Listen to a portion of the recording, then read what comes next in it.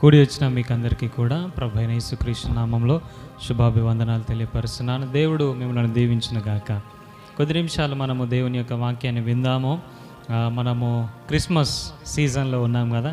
ఈ డిసెంబర్ నెల అంతా కూడా మనము ఇదే పండగ వాతావరణంలో మనం ఉంటాం. కాబట్టి గడిచిన వారం నుంచి మనము క్రిస్మస్ సందేశాలను మనము వింటూ ఉన్నాం. దేవుడు మనతో మాట్లాడుతూ ఉన్నాడు.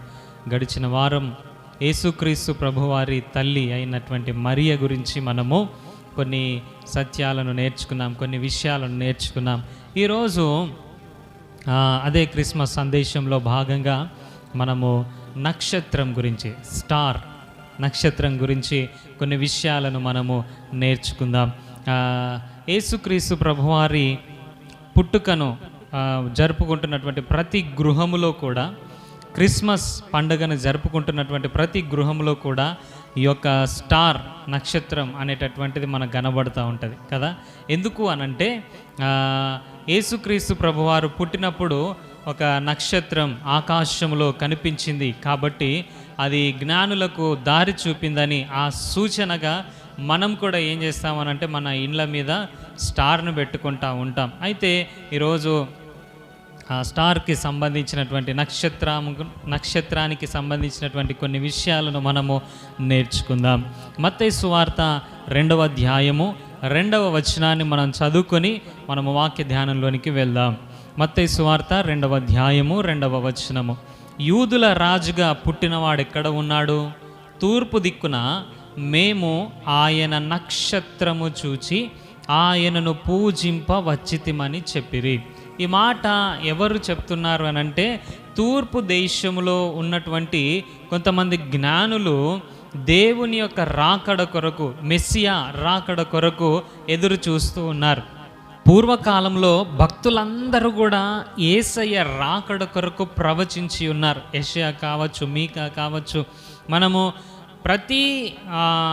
మనము ఆ ధర్మశాస్త్రములో, ఆ యొక్క గ్రంథములో ఆది కాండం మొదలుకొని మలాకి వరకు కూడా మనము ఆ పుస్తకాలన్నిట్లలో కూడా యేసయ్యను గూర్చినటువంటి ప్రవచనాలను మనము చూస్తూ ఉంటాం. అయితే వారందరూ కూడా, భక్తులందరూ కూడా ఎవరి కొరకు ఎదురు చూసేవారు అని అంటే యేసయ్య రాకడ కొరకు ఎదురు చూస్తున్నారు. అయితే ఈ తూర్పు దేశంలో ఉన్నటువంటి జ్ఞానులు కూడా దేవుని యొక్క రాకడ కొరకు, మెస్సియా రాకడ కొరకు ఎదురు చూస్తూ ఉన్నారు.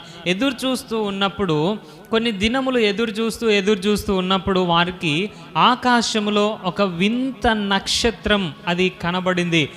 దాన్ని బట్టి వాళ్ళు పరిశోధించినప్పుడు అది యేసయ్య రాకడను సూచిస్తున్నదని వాళ్ళు కనుగొని తూర్పు దేశం నుండి యెరూషలేమునకు వచ్చి ఆయనను పూజించడానికి, ఆయనను ఆరాధించడానికి అంత దూర ప్రయాణం చేసినట్లుగా మనం చూస్తూ ఉన్నాం.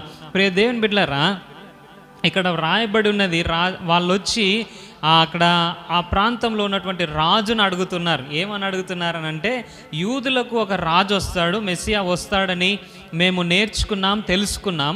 అయితే ఆయన ఎక్కడ ఉన్నాడు? ఆయన ఎక్కడ పుట్టాడు? ఏ ప్రాంతంలో ఉన్నాడు? ఏ గృహంలో ఉన్నాడు?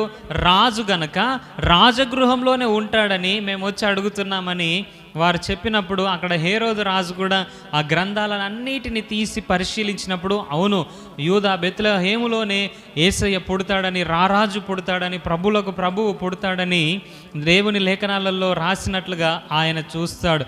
అయితే వాళ్ళు చెప్పేటటువంటి మాట ఇక్కడ ఎలా ఉన్నదనంటే, తూర్పు దిక్కున మేము ఆయన నక్షత్రము చూచి అని అన్నారు. తూర్పు దిక్కున ఏం నక్షత్రం చూశారట? ఆయన నక్షత్రం. ఇక్కడ మనం ఆలోచన చేయాల్సినటువంటి విషయం ఏంటంటే, వారు జ్ఞానులే, కానీ ఇక్కడ బెత్లెహేంలోనికి వచ్చిన తర్వాత బుద్ధిహీనమైనటువంటి పని, జ్ఞానహీనమైనటువంటి పని చేసినట్లుగా మనం చూస్తూ ఉన్నాం. ఎందుకు నేను ఈ మాట అంటా ఉన్నానంటే, తూర్పు దేశం నుండి కూడా బెత్లెహేము వరకు వారిని ఏం నడిపించింది? వారికి ఏది మార్గం చూపింది అనంటే నక్షత్రము. ఏ నక్షత్రము? ఆయన యొక్క నక్షత్రము. ఆయన నక్షత్రాన్ని చూస్తూ ఆ తూర్పు దేశము నుండి అక్కడి వరకు వచ్చారు. అయితే అక్కడికి వచ్చిన తర్వాత బుద్ధిహీనమైన పని ఏం చేశారనంటే రాజు దగ్గరికి పోయి అడుగుతూ ఉన్నారు. రాజు దగ్గరికి పోయి అడగాల్సినటువంటి అవసరం ఏమున్నది చెప్పండి? అంతవరకు దారి చూపించినటువంటి నక్షత్రము ఆయన ఉన్న చోటుకు తీసుకొని పోదా? సరే, అక్కడికి వచ్చి అడిగినారు. అడిగిన తర్వాత రాజు దారి చూపించిండా? లేదయ్యా, నాకు తెలియదు, మీరే వెళ్ళి కనుక్కోండి, నాకు కూడా చెప్పండి అని అంటున్నాడు. అక్కడ దాకా నడిపించింది నక్షత్రం. అదే నక్షత్రాన్ని పట్టుకొని ముందుకు వెళ్తే బాగుండేది, కానీ అక్కడ వాళ్ళు ఆ రాజును వెళ్ళి అడుగుతూ ఉన్నారు. బుద్ధిహీనమైనటువంటి పని. అలా అడిగినప్పుడు ఆయన అనుకున్నాడు, నాకంటే రాజు ఎవడు పుడతాడో వాడిని నేను చంపేయాలని అనుకున్నాడు. ఇక్కడ చూడండి ఎంత ప్రమాదం జరిగిందనంటే, అలా అడగడం ద్వారా అక్కడ ఉన్నటువంటి 2 సంవత్సరాల లోపు ఉన్నటువంటి పిల్లలందరినీ సంహరించడానికి ఆ రాజు ఆజ్ఞాపించినట్లుగా మనం చూస్తూ ఉన్నాం. అయితే మరి హేరోదు రాజు ఆ దారి చూపించిండా మరి అని అంటే చూపించలేదు. మరలా ఏది దారి చూపించింది, ఏది యేసయ్య ఉన్న ఆ ప్రాంతానికి నడిపించింది ఏది అనంటే, మరలా వారిని నడిపించింది ఏంటిది? అదే నక్షత్రాన్ని చూసి మరలా నడిచారు. అదే నక్షత్రాన్ని చూసి నడిచినప్పుడు ఆ నక్షత్రము వారికి దారి చూపించి ఎక్కడి దాకా తీసుకొని వెళ్ళిందనంటే, ఆయన ఉన్న ప్రాంతము వరకు కూడా, ఆయన ఉన్న స్థలము వరకు కూడా అది దారిని చూపించింది. అలా ఆ యొక్క నక్షత్రాన్ని చూస్తూ వెళ్తూ ఆయనను కనుగొని వాళ్ళు ఏం చేశారనంటే ఆయనను పూజించారు. ఆయనను పూజించినట్లుగా మనము లేఖనాలలో చూస్తూ ఉన్నాం. ఇది యేసుక్రీస్తు ప్రభువారు పుట్టినప్పుడు వచ్చినటువంటి నక్షత్రం యొక్క ప్రాముఖ్యత. ప్రియ దేవుని బిడ్డలారా, అయితే ఈ దినము, ఈ ఉదయకాల సమయము నేను 5 నక్షత్రాల గురించి నేను జ్ఞాపకం చేస్తాను. మొట్టమొదటిగా సృష్టిలో ఉన్నటువంటి నక్షత్రాలు. ఆది కాండము 1వ అధ్యాయము 16వ వచనాన్ని మనం చూసినట్లయితే, దేవుడు ఆ 2 గొప్ప జ్యోతులను, అనగా పగటి నేలుటకును పెద్ద జ్యోతిని, రాత్రి నేలుటకు చిన్న జ్యోతిని, నక్షత్రములను చేసెను అని వ్రాయబడి ఉన్నది. దేవుడు ఏం చేశాడట? 6 దినములలో సృష్టి చేశాడు కదా. 6 దినములలో సృష్టి చేసినప్పుడు దేవుడు సూర్య చంద్ర నక్షత్రములను కూడా చేశాడు. పగటి నేలటానికి ఒక జ్యోతి, రాత్రి నేలటానికి ఒక జ్యోతి, నక్షత్రములను కూడా చేసినట్లుగా మనం చూస్తూ ఉన్నాం. దేవుడు ఆల్రెడీ సూర్యుడిని చంద్రుణ్ణి చేశాడు కదా. నక్షత్రాలు ఎందుకు కదా? పగటి నేలటానికి సూర్యుడు ఉన్నాడు, రాత్రి నేలటానికి చంద్రుడు ఉన్నాడు, మరి నక్షత్రాలు ఎందుకు? నక్షత్రాలకు ఒక ప్రత్యేకమైనటువంటి ప్రాముఖ్యత ఉన్నది. అందుకే దేవుడు ఒక ప్రత్యేక ప్రణాళిక కలిగి దేవుడు నక్షత్రాలను సృష్టించాడు. అయితే ఈ నక్షత్రాలు స్వయం ప్రకాశకాలు కావు, స్వయంగా ప్రకాశించేటటువంటివి కాదు. మనము రాత్రివేళ ఆకాశంలో చూసినప్పుడు తెల్లగా కనబడతాయి కదా, మంచిగా బ్రైట్గా కనబడుతూ ఉంటాయి. కొన్ని దగ్గరగా కొంచెం పెద్దగా కనబడుతూ ఉంటాయి. మనం ఏమనుకుంటామంటే వాటికై అవే వెలుగుతున్నాయి కావచ్చు అని అనుకుంటాం. కానీ నక్షత్రాలు స్వయం ప్రకాశకాలు కావు. అవి మరి దేని మీద ఆధారపడతాయి అని అంటే, సూర్యుని వెలుగు మీద ఆధారపడి అవి వెలుగుతూ ఉంటాయి. కాబట్టి ప్రియ దేవుని బిడ్డలారా, ఇది మొదటిది, దేవుడు సృష్టిలో చేసినటువంటి నక్షత్రాలు. ఈ నక్షత్రాలు స్వయం ప్రకాశకాలు కావు, ఇవి సూర్యుని వెలుగు మీద ఆధారపడి వెలిగేటటువంటి నక్షత్రాలుగా ఉన్నాయి. అయితే రెండవదిగా మనం చూసినట్లయితే ప్రకటన గ్రంథము 1వ అధ్యాయము 16వ వచనాన్ని మనం చదువుకున్నట్లయితే, ఆయన తన కుడి చేత 7 నక్షత్రములు పట్టుకొని ఉండెను. ఆయన నోటి నుండి 2 అంచులు గలవాడి అయిన ఖడ్గమొకటి బయలు వెడులుచుండెను. ఆయన ముఖము మహా తేజస్సుతో ప్రకాశించుచున్న సూర్యుని వలె ఉండెను. ఇక్కడ దేవుని చేతిలో ఎన్ని నక్షత్రాలు ఉన్నాయట? 7 నక్షత్రాలు ఉన్నాయి. ఈ 7 నక్షత్రాలు అసలు దేనికి సూచన అయి ఉన్నాయి? ఇవి ఆయన చేతిలోనేమో 7 నక్షత్రాలు ఉన్నాయి. ఆయన ఎలా ఉన్నాడు? ఆయన మహా తేజస్సుతో, ఆయన ముఖము మహా తేజస్సుతో ప్రకాశించుచున్న సూర్యుని వలె ఉండెను. కోటి సూర్యుల కాంతిని మించినటువంటి తేజో మహిమ ఆయన ముఖములో కనబడుతూ ఉన్నది. ఒక్క సూర్యునే మనం చూడలేం కదా. కోటి సూర్యుల తేజో మహిమను మించినటువంటి ఆ మహిమ, ప్రకాశము, తేజో మహిమ ఆయన ముఖంలో ఉంటే, ఆయన చేతిలో ఎన్ని నక్షత్రాలు ఉన్నాయట? చెప్పాలి, ఎన్ని నక్షత్రాలు ఉన్నాయట? 7 నక్షత్రాలు ఉన్నాయట. ఈ 7 నక్షత్రాలు ఏంటివి అసలు? 7 నక్షత్రాలు దేనికి సాదృశ్యంగా ఉన్నాయి? 7 నక్షత్రాలు అసలు ఏంటివి అని మనం ఆలోచిస్తూ ముందుకు చదివితే, అదే 1వ అధ్యాయం 20వ వచనంలో మనం చూసినట్లయితే, అనగా నా కుడి చేతిలో నీవు చూచిన 7 నక్షత్రములను గూర్చిన మర్మము, ఆ 7 సువర్ణ దీప స్తంభముల సంగతి వ్రాయుము. ఆ 7 నక్షత్రములు 7 సంఘములకు దూతలు. చెప్పండి, ఆ దేవుని చేతిలో ఉన్నటువంటి 7 నక్షత్రముల యొక్క మర్మము. అసలు ఆ 7 నక్షత్రములు ఏంటివి? 7 సంఘములకు దూతలు.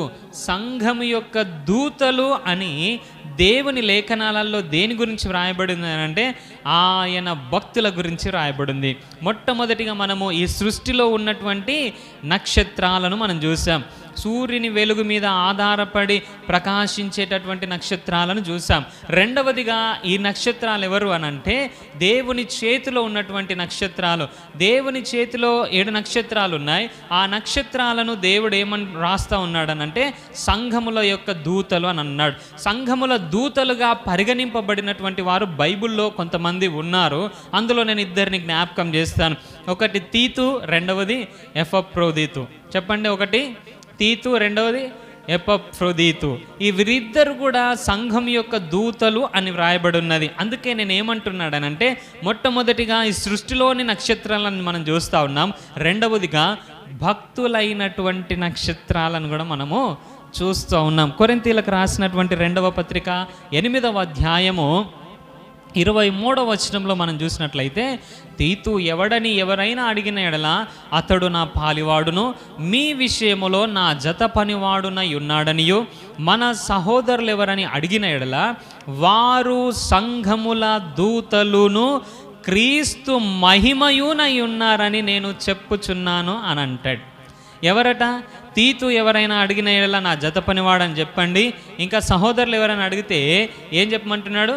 సంఘముల దూతలును ఇంకా ఏమై ఉన్నారట? క్రీస్తు మహిమ. క్రీస్తు మహిమ మనం ప్రకటన గ్రంథంలో చూసాం కదా. ఆయన ఎలా ఉన్నాడట? మహా తేజస్సుతో, కోటి సూర్యుల కాంతిని మించిన మహా తేజస్సుతో సూర్యుని వలె ఆయన ఉంటే తన కుడి చేతిలో నక్షత్రాలు ఉన్నాయి. తన కుడి చేతిలో ఉన్నటువంటి నక్షత్రాలు సంఘపు దూతలుగా ఉన్నాయి. సంఘపు దూతలుగా భక్తులు మనకు కనబడుతూ ఉన్నారు. తీతు సంఘం యొక్క దూతగా ఉన్నాడు. క్రీస్తు యొక్క మహిమ తేజో మహిమ తన మీద పడుతూ ఉన్నప్పుడు ఆయన ఎలా కనబడుతున్నాడట? ఒక నక్షత్రంలాగా కనబడుతూ ఉన్నాడు. సంఘానికి ఒక దూతలాగా కనబడుతున్నాడు. రెండవదిగా ఎపఫ్రోదీతు గురించి ఫిలిప్పీ గ్రంథము 2వ అధ్యాయం 25వ వచనంలో రాయబడి ఉన్నది. మరియు నా సహోదరుడును జతపనివాడును నా తోడి యోధుడును మీ దూతయు నా అవసరమునకు ఉపచరించిన వాడునైనా ఎపఫ్రోదీతును మీ యొద్దకు పంపుట అగత్యమని అనుకుంటుని. ఈ ఎపఫ్రోదీతు కూడా ఎలా ఉన్నాడట? దూతలాగా ఉన్నాడు. ప్రియ దేవుని బిడ్డలారా, వీళ్ళిద్దరే కాదు, బైబిల్ గ్రంథంలో అనేక మంది దూతలుగా ఉన్నారు. సంఘం యొక్క దూతలుగా ఉన్నట్లుగా మనము లేఖనాలలో చూస్తూ ఉన్నాము. ఈ సంఘం యొక్క దూతలు, దేవుని యొక్క భక్తులు ఎలా ఉన్నారు అనంటే ఒక నక్షత్రంలాగా దేవుని యొక్క, ఇక్కడ చూడండి, క్రీస్తు మహిమ కలిగినటువంటి వారుగా, క్రీస్తు మహిమ కలిగి ప్రకాశించుచున్నటువంటి నక్షత్రాలుగా వారు ఈ లోకంలో ఉన్నారు. ప్రియ దేవుని బిడ్డలారా, ఇది రెండవది. మొదటిదేమో చెప్పండి, ఆకాశంలో కనబడుతున్నటువంటి, సృష్టిలో కనబడుతున్నటువంటి నక్షత్రాలు. రెండవదిగా భక్తులైనటువంటి నక్షత్రాలు, సంఘపు యొక్క దూతలు అని చెప్తా ఉన్నాడు. మూడవదిగా మనం చూసినట్లయితే యేసుక్రీస్తు ప్రభువారు కూడా ఒక నక్షత్రంగా పోల్చబడ్డాడు. సంఖ్యాకాండము 24వ అధ్యాయము 17వ వచనాన్ని మనం చదువుకున్నట్లయితే అక్కడ అంటాడు, ఆయనను చూచుచున్నాను కానీ ప్రస్తుతముననున్నట్టు కాదు, ఆయనను చూచుచున్నాను కానీ సమీపముననున్నట్టు కాదు, నక్షత్రము యాకోబులో ఉదయించును అని వ్రాయబడి ఉన్నది. నక్షత్రం ఎక్కడ ఉదయించినట?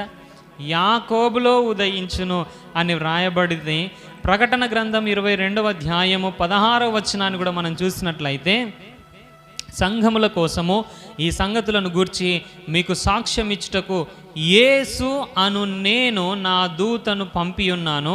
నేను అంటే యేసయ్య దావీదు చిగురును సంతానమును ప్రకాశమానమైన వేకువ చుక్కను అయ్యున్నానని అంటాడు. ఎలా ఉన్నాడట ఆయన? ప్రకాశమానమైన వేకువ చుక్క, దావీదు యొక్క చిగురు, యాకోబు సంతతి, దావీదు చిగురు, ప్రకాశమానమైనటువంటి వేకువ చుక్కగా యేసుక్రీస్తు ప్రభువారు మనకు పోల్చబడతా ఉన్నాడు. ప్రియ దేవుని బిడ్డలారా, ఆయన మహిమ ప్రకాశితుడై ఉన్నాడు. ఆయన నక్షత్రము కాదు, నక్షత్రముగా పోల్చబడ్డాడు. అందుకే ఆయన అంటున్నాడు, ప్రకాశమానమైన వేకువ చుక్కనై ఉన్నాను అని అంటా ఉన్నాడు. ఇది మూడవది. నేను 3 విషయాలు చెప్పాను.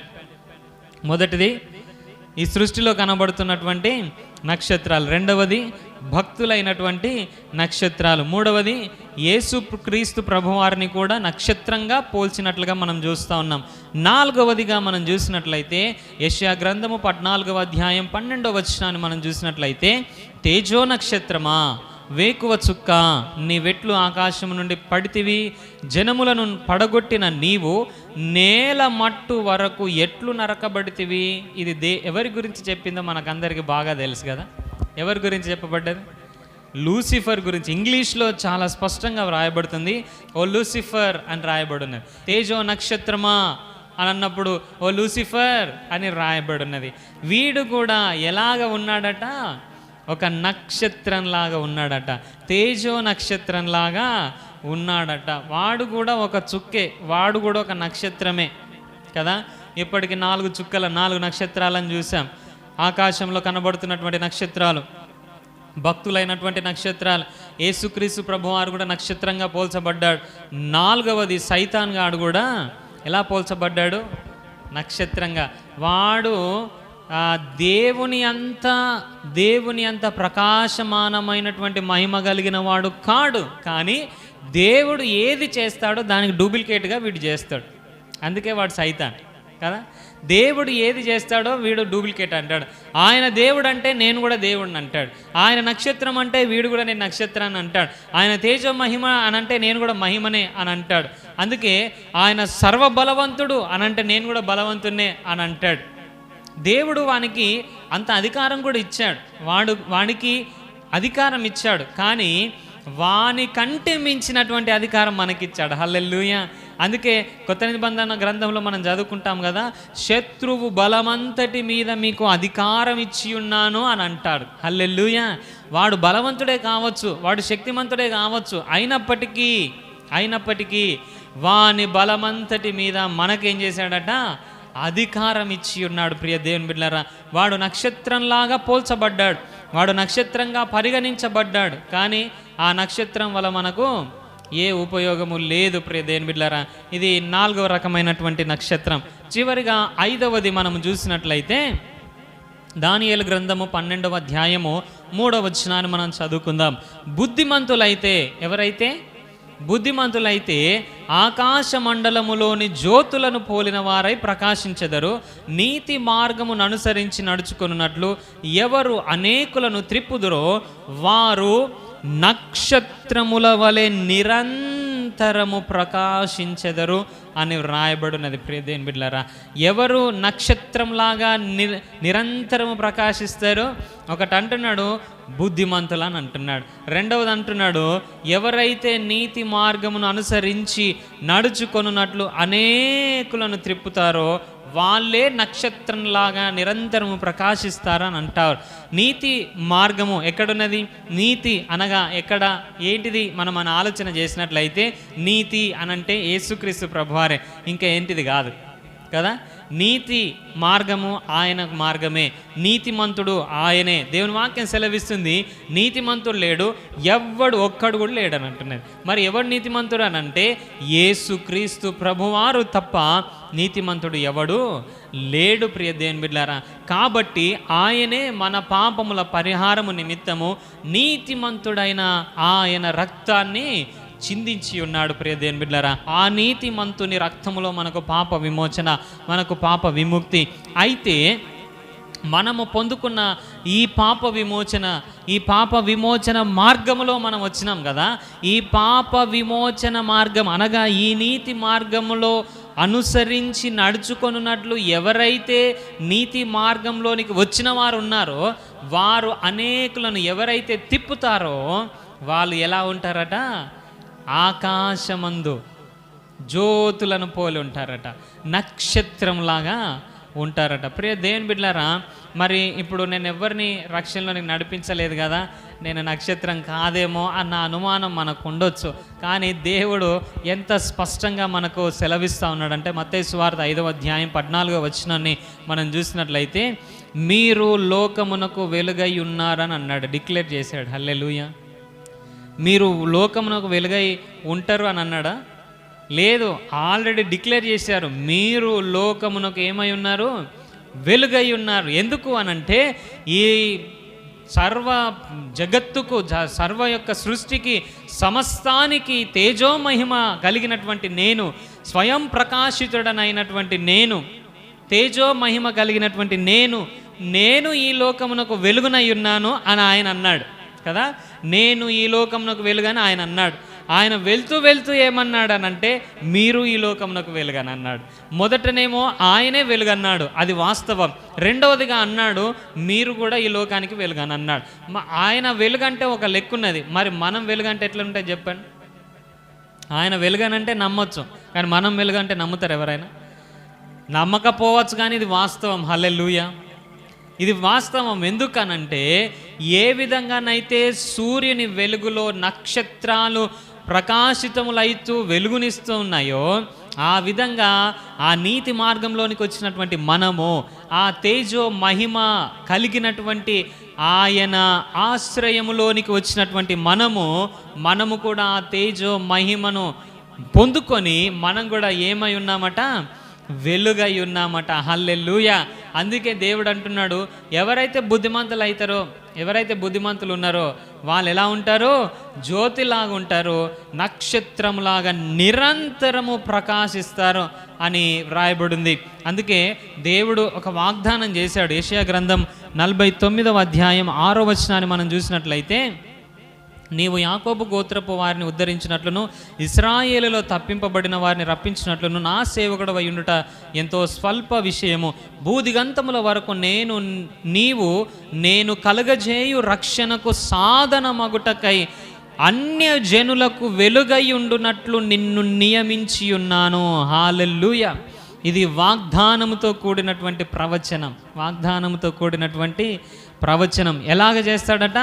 అన్య జనులకు వెలుగై ఉండునట్లు మనల్ని ఏం చేశాడట? ఆయన ఆల్రెడీ నియమించి ఉన్నాడు. దాన్ని ఎవడు కూడా రద్దుపరచలేడు. ప్రియ దేవుని బిడ్డలారా, ఎంత ఘనమైనటువంటి ఆ యొక్క మహిమలోనికి మనం వచ్చి ఉన్నాం. ఎంత అద్భుతమైనటువంటి వాగ్దానాన్ని మనం పొందుకొని ఉన్నాం కదా. దేవుడు చాలా స్పష్టంగా సెలవిస్తూ ఉన్నాడు, అన్య జనులకు వెలుగు మీరు అంతే నియమించాడు దేవుడు. మనం అనుకుంటామో ఏదో సడన్గా జరిగిపోయిందిలే, ఏదో నా అనారోగ్యాన్ని బట్టి నేను యేసయ్యని నమ్ముకున్నలే, ఏదో అట్లా నమ్ముకున్న యేసయ్యని కావచ్చని మనం అనుకుంటున్నాం. కానీ లేదు ప్రియ దేవుని బిడ్డలారా, ఈరోజు నీ పట్ల, నా పట్ల దేవునికి ఒక ప్రత్యేక ప్రణాళిక ఉన్నది. అదేంటిదో తెలుసా? మనమందరము కూడా అన్య జనులకు ఎలా ఉండాలి? వెలుగై ఉండున్నట్లు ఆయన నియమించాడు, ఏర్పాటు చేశాడు, ప్రణాళిక కలిగి ఉన్నాడు. అందుకే నడిపించాడు. కాబట్టి ఈ నీతి మార్గంలో నడుస్తున్నటువంటి మనం ఏం చేయాలి అనంటే, అన్య జనులకు వెలుగై ఉండాలి, వెలుగై ఉండాలి.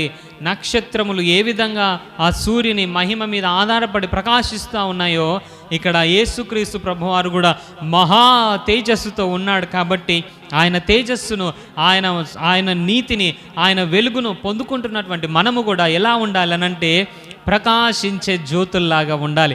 అన్య జనులకు ఒక వెలుగుగా ఉండాలి. మనము నక్షత్రములాగా ప్రకాశించే వారంగా ఉండాలి కదా. ఆకాశంలో నక్షత్రాలను చూసినప్పుడు ఎంత మనసంతా ఆహ్లాదకరంగా మారిపోతుందో కదా. నక్షత్రాలను చూస్తూ ఆ విధంగా పడుకునేవారు చాలామంది ఉన్నారు. ఒక నక్షత్రాలు కనబడతలేవని బెడ్రూమ్లో ఆర్టిఫిషియల్గా రేడియం నక్షత్రాలు పెట్టుకునేటటువంటి వారు కూడా లేకపోలేదు. ప్రియ దేవుని బిడ్డలారా, అంటే నక్షత్రాలకు ఉన్నటువంటి ప్రాముఖ్యత చాలా అద్భుతమైనటువంటిది. కాబట్టి దేవుడు మనల్ని ఎలా చేశాడు అని అంటే, ప్రకాశించే నక్షత్రాల్లాగా చేశాడు. హల్లెలూయా. వెలిగే జ్యోతులలాగా చేశాడు. లోకానికి వెలుగుగా మనల్ని నియమించాడు. అన్య జనులకు వెలుగుగా నియమించాడు. ఇంకా ఏమాత్రం కూడా మనము బాధపడాల్సినటువంటి అవసరత లేదు. అయితే ఇక్కడ ఒక విషయాన్ని మనం జ్ఞాపకం చేసుకోవాలి. ఇంతకుముందు మనం ధ్యానించినట్లుగా అపవాది కూడా నక్షత్రంలాగానే ఉన్నాడు. యేసుక్రీస్తు ప్రభువారు కూడా నక్షత్రంలాగా వెలుగుమయంగా మనకు కనబడుతూ ఉన్నాడు. అయితే మనము ఎవరి యొక్క వెలుగును తీసుకొని ప్రకాశిస్తున్నామో మనల్ని మనం పరీక్షించుకోవాలి. మనల్ని దేవుడు ఎందుకొరకు నియమించాడనంటే అన్యజనులకు వెలుగై ఉండునట్లు మనల్ని నియమించాడు. కాబట్టి అపవాది బంధకాలలో నుండి విడిపింపబడినటువంటి మనము ఇంకా ఎప్పుడు కూడా వాని జోలికి పోకుండా నీతి సూర్యుడైనటువంటి యేసుక్రీస్తు యొక్క ప్రకాశాన్ని మనము పొందుకుంటూ ఈ లోకానికి మనము వెలుగును ప్రతిబింబింపజేయాలి. నక్షత్రాలన్నీ కూడా సూర్యుని వెలుగును తీసుకొని ఆ వెలుగుతూ ఉంటాయి. మనము కూడా అలాగే తేజోమయుడైనటువంటి మహిమా ప్రకాశితుడైనటువంటి కోటి సూర్యుల కాంతిని మించినటువంటి యేసుక్రీస్తు ప్రభువారి యొక్క తేజో మహిమను పొందుకొని మనము ప్రకాశిస్తూ ఉండాలి.